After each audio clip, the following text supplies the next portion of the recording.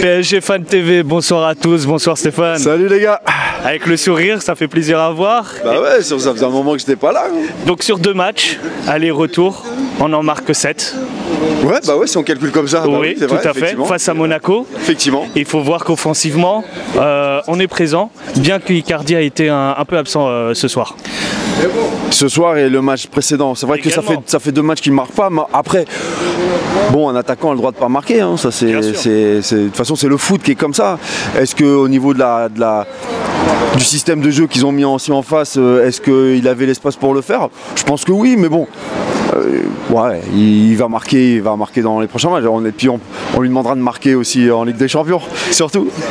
Alors, tu en parlais en off. Malheureusement, Icardi, qui est plutôt un bon joueur techniquement, bien sûr, mais au niveau de la tête aussi, et il est très efficace. Et justement, tu en avais parlé, en manque de centre sur les côtés. Et justement, peut-être, ça fait un peu préjudice à ce joueur. Écoute, déjà, avant de parler d'Icardi par rapport à son jeu de tête et par rapport au centre, c'est vrai qu'on est, en termes même de corner, on n'a pas les ballons, je sais pas, les ballons n'arrivent pas, ou on n'est pas, ça fait longtemps qu'on marque pas déjà en corner. Bon, ça c'est la première chose. On n'a pas des super centres non plus, on aimerait avoir beaucoup plus de centres, beaucoup plus qualitatifs.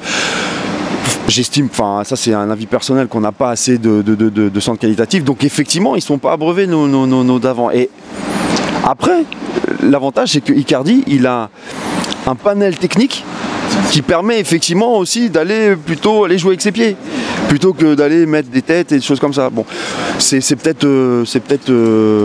pour ça aussi. Hein. Est-ce qu'à l'avenir, il n'y aurait pas une crainte, parce que notre jeu est un peu téléphoné, on déborde souvent sur les côtés et puis on retourne vers l'axe. Justement, est-ce que, par exemple, face à une équipe de Dortmund, ils vont pas s'attendre à ce type de jeu? Ils nous regardent, hein, forcément. Attends, ils préparent les matchs aussi. Je veux dire, à partir du moment où ils préparent les matchs, ils savent comment on va jouer. Alors après, c'est peut-être à Tourelle de nous surprendre comme nous avait surpris en tout début. Quand il est arrivé, il était très surprenant parce qu'il changeait beaucoup de système. Alors, c'est bon et en même temps c'est pas bon, parce que si les joueurs changent tout le temps de système à chaque fois, ça peut créer aussi des problématiques d'entente et justement de position et de manque d'automatisme. Donc je pense qu'il faut qu'il soit subtil, et je pense qu'il essaye de faire des petits tests là, hein, d'accord, en mettant, par exemple, qu'on avait vu Mbappé un petit peu en pointe.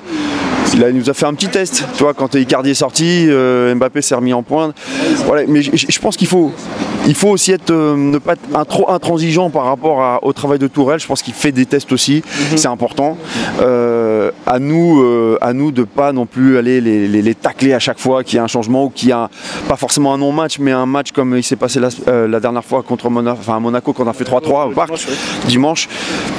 Bon voilà, ça fait un 3-3, c'est vrai qu'au niveau des positionnements, on était un petit peu attentiste. Et du coup ça passait, les 2 premiers buts qu'on prend, c'était un petit peu des buts un peu faciles pour Monaco, même s'ils n'ont pas démérité. Oui. Mais bon voilà, après peut-être qu'il fait des tests.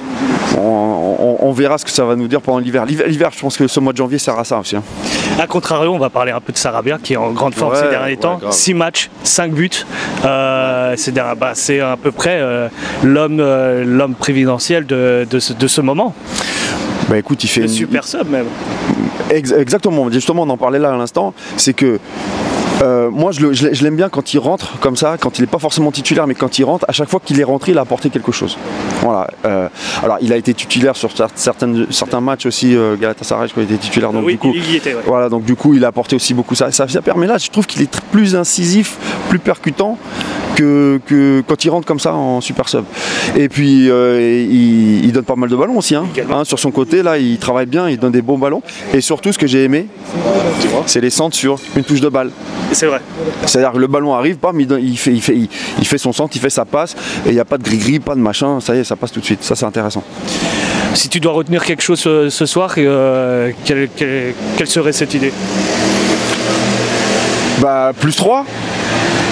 On prend 3-3 chez nous et on leur montre qu'on est les patrons, encore une fois. Et 8 points face au club en seconde position. Tu parles des rats et des sardines? Je voulais pas le mentionner. Ouais, je sais pas, qu'on peut faire un mix des deux. Enfin, on peut faire un rat et une sardine, je sais pas comment on pourrait appeler ça. Mais effectivement, 8 points d'avance, c'est plutôt pas mal. Et je pense que ça va effectivement grandir par rapport aux problématiques et les problématiques qu'ils ont en ce moment. Ils ont toujours des problèmes avec ce club. Hein. Enfin bon, c'est une autre débat encore. Ça marche. Je te remercie encore, Stéphane. Ça marche, les gars. Bonne soirée. Ciao.